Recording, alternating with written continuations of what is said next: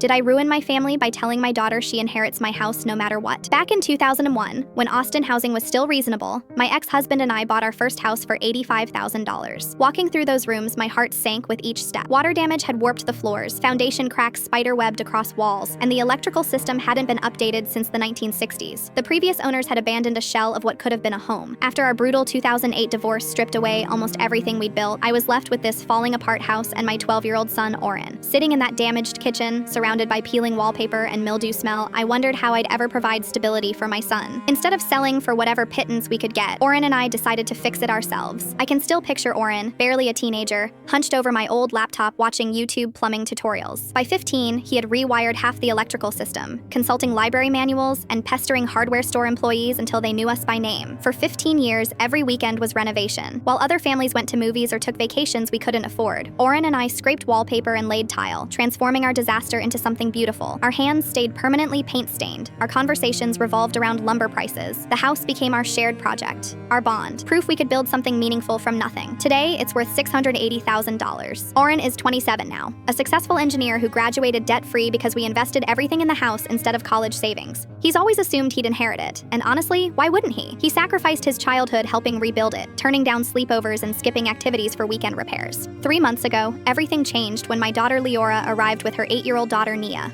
Leora's life had imploded when her husband left, taking their suburban house in the settlement. Watching her stand on my porch with 2 suitcases and a scared little girl broke my heart. At first, everything seemed beneficial. Leora helped with groceries, Nia's laughter brightened the house. But slowly, Leora started making comments about our family home and how Nia deserves stability. When I mentioned Auren handling plumbing repairs, Leora said, "When this becomes Nia's house eventually, we'll need updates anyway." That comment hit like cold water, but I told myself I was overreacting. Last week, Leora sat me down for an important conversation about the future. She explained that since she has a child and Auren doesn't, I should reconsider inheritance. Nia needs this security more than Auren. He has his career, he can buy his own place, but Nia needs stability. When I reminded her Auren spent his youth rebuilding this house, Leora's composure cracked. "I'm your daughter too. I matter just as much. I was smart enough to marry rich instead of playing construction worker for 15 years. The brutal fight that followed included words we can never take back. Auren arrived during this explosion and heard everything. Instead of defending himself, he quietly said, "Maybe Leora's right. Nia should have the stability I never had." Then he left, and I haven't reached him since. Now Leora won't speak to Auren, calling him manipulative. Auren won't return calls. Nia asks why Uncle Auren doesn't visit, and Leora says it's because some people care about money more than family. Yesterday, I overheard Leora discussing adverse possession and equity contributions. When she saw me listening, she hung up and locked herself away. I'm terrified she's researching ways to legally claim the house using Nia's residence as leverage. This house represents everything Auren and I built from nothing, but now it's tearing my family apart, and I don't know how to fix what I've broken.